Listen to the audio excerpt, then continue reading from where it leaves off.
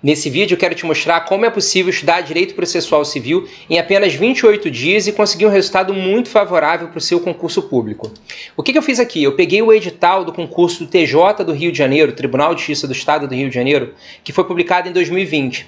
Esse concurso está suspenso, beleza, por conta da pandemia, mas logo ele volta. E aí eu fiz uma análise e fiz uma divisão de todo o conteúdo programático em Direito Processual Civil que foi prevista para essa prova, para o cargo de técnico judiciário. Eu dividi todo esse conteúdo programático em apenas 28 dias, para que você consiga fazer a leitura dia após dia e em menos de um mês conseguir entender tudo do Direito Processual Civil que vai cair para essa prova. Vamos ver como é que eu fiz essa divisão? A divisão ficou da seguinte forma, olha. Na primeira semana você vai ler um conjunto de artigos e no primeiro dia a gente vai dar o start inicial a partir do artigo 1º do nosso Código de Processo Civil. Do artigo 1º até o artigo 20, você vai ver as normas, como é a aplicação das normas processuais. Você vai dar uma olhada em princípios do direito processual civil. Princípios que vão reger toda a atividade, seja das partes, seja dos advogados, seja do próprio judiciário, dos auxiliares da justiça e por aí vai. Beleza? Ok. Então, primeiro dia, faça a leitura do artigo 1º até o artigo 20. No segundo dia, você vai ler do artigo 21 até o artigo 41. Esse conjunto de artigos, ele fala para você acerca da jurisdição, dos limites da jurisdição brasileira. Verifica, numa relação entre estados estrangeiros, estados completamente soberanos, como que o Poder Judiciário vai poder julgar determinada causa. O Poder Judiciário brasileiro, por exemplo, nas causas que tratem sobre direito, sobre imóveis que estão no Brasil, ele tem competência da jurisdição completamente exclusiva para julgar aquela causa. E você vai ver como está toda essa interação, dessa cooperação internacional entre jurisdições.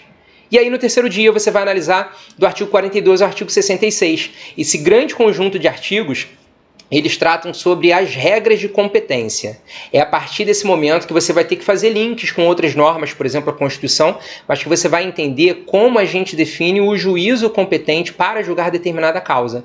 Na hora que a parte vai ingressar com o processo judicial, que ela contrata o advogado vai ter que analisar, peraí, essa causa trata sobre esse assunto, contra essa pessoa. Onde que eu vou ter que ingressar? Vai ser no tribunal? Vai ser no juiz de primeiro grau? Vai ser nessa localidade? Vai ser na outra localidade? Então, todas essas regras estão definidas lá. Inclusive, questões de modificação de competência. Beleza? Ok, tranquilo. Então, a gente já está aí no terceiro dia e aí a gente parte para o quarto dia. O quarto dia a gente vai fazer análise do artigo 67 ao artigo 97.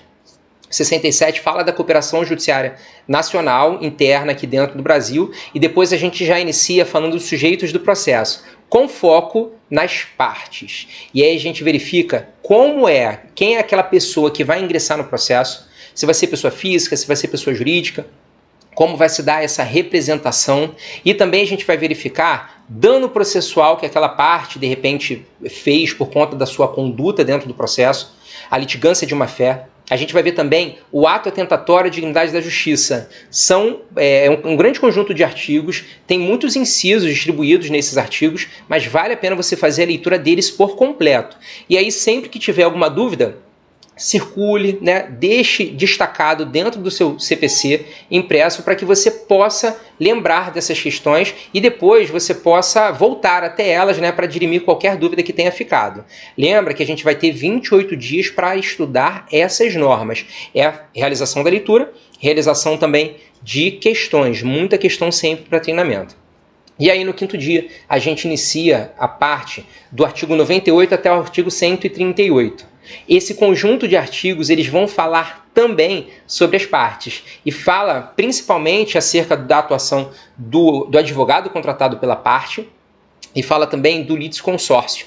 Litisconsórcio nada mais é do que um conjunto de pessoas que estão litigando no mesmo polo da demanda, seja no polo ativo, seja no polo passivo. Tem diversas classificações, todas tratadas aí nesses conjuntos de artigos do Código. E fala também sobre a intervenção de terceiros.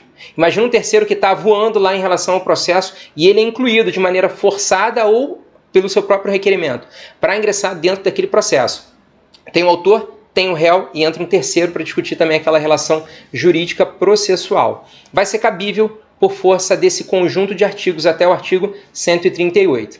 Depois do 139 até o 187, aqui a gente já está falando do 6º dia do nosso desafio, você vai ver os poderes do juiz e também vai verificar a atuação dos auxiliares da justiça.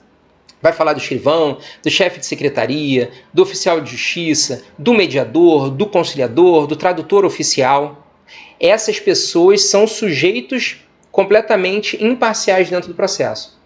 E também vai falar, nesse grande conjunto de artigos, sobre a atuação do Ministério Público, da Defensoria Pública, dos advogados públicos, ou seja, da Fazenda Pública em juízo. Você consegue enxergar todas essas observações aqui nesse ponto, nesse 6º dia de estudo. No 7º dia vai ficar relacionado aos atos processuais. Cara, tema maneiríssimo e de extrema relevância para você que quer aprender direito processual civil. Você vai entender a partir desse momento qual é a forma dos atos, qual é o local dos atos, os negócios jurídicos processuais, a calendarização dos processos. É aqui nesse ponto que você estuda os prazos processuais, tema de extrema relevância, até porque existe muita questão que coloca um montão de pegadinha relacionado a prazo. É sempre bom a gente ficar muito ligado nisso. Com isso, a gente fecha a nossa primeira semana. Feita essa primeira semana, cara, vale a pena você tirar um dia e voltar, né, a partir desse 7º dia, e voltar e reler alguns pontos principais desse conjunto de artigos que você leu, ou seja, do artigo 1º até o artigo 235 do CPC. Combinado? Beleza. E aí a gente vai dar start na nossa segunda semana, olha lá. A segunda semana ela vai ter como início o artigo 236 até o artigo 283 do nosso Código de Processo Civil. Esse artigo aqui, esse conjunto de artigos, eles continuam falando de prazos, verificação dos prazos, né, suas penalidades, e aí vai falar também da comunicação dos atos processuais. É aqui que você enxerga as cartas, a citação do réu, do terceiro, do executado. Você observa também a intimação. Conjunto importante, porque trata também de prazos e trata também sobre comunicação dos atos processuais. No 9º dia, a gente parte para iniciar como vai se dar aquele nosso... É como se fosse uma preparação da nossa petição inicial, porque no 284 a gente já vai começar a ver como vai se dar o registro e a distribuição da petição inicial. Logo depois a gente enxerga questões acerca do valor da causa e a gente vai até o 311, que ele vai tratar sobre tutela provisória.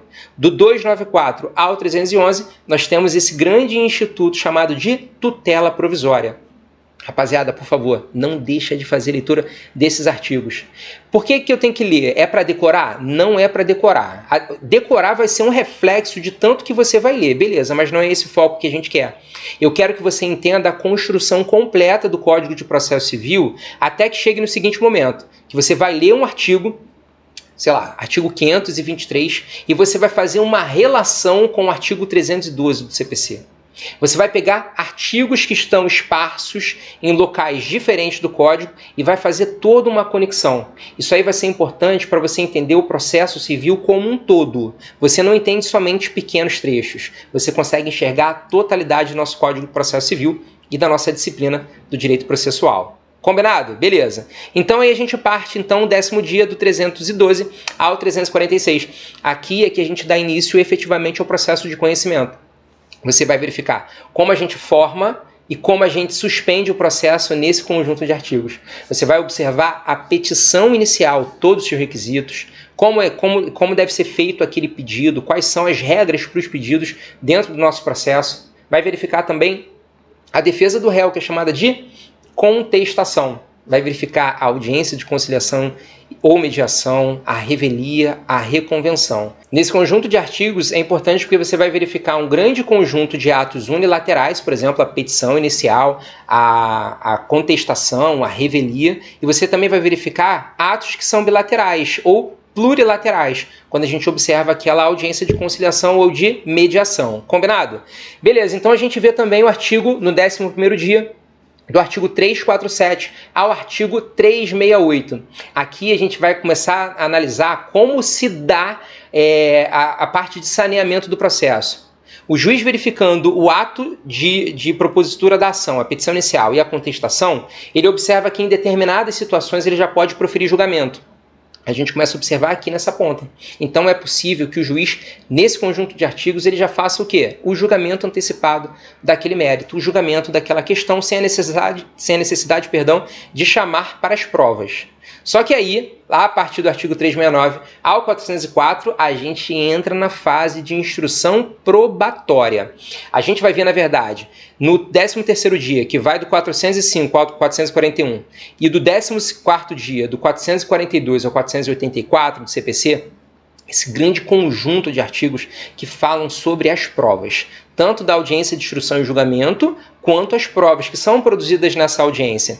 Então você vai verificar a prova testemunhal, a prova documental, a prova pericial. Então todo esse conjunto probatório dentro do processo, nesse conjunto de artigos. E você vai ficar 3 dias analisando isso. 12º, 13º, 14º dia. E aí a gente parte para a terceira semana. Na terceira semana, você vai iniciar o seu 15º dia analisando sentença. Então, você vai observar do 485 ao 508 a sentença que é terminativa, sem resolução de mérito, a sentença definitiva com resolução do mérito.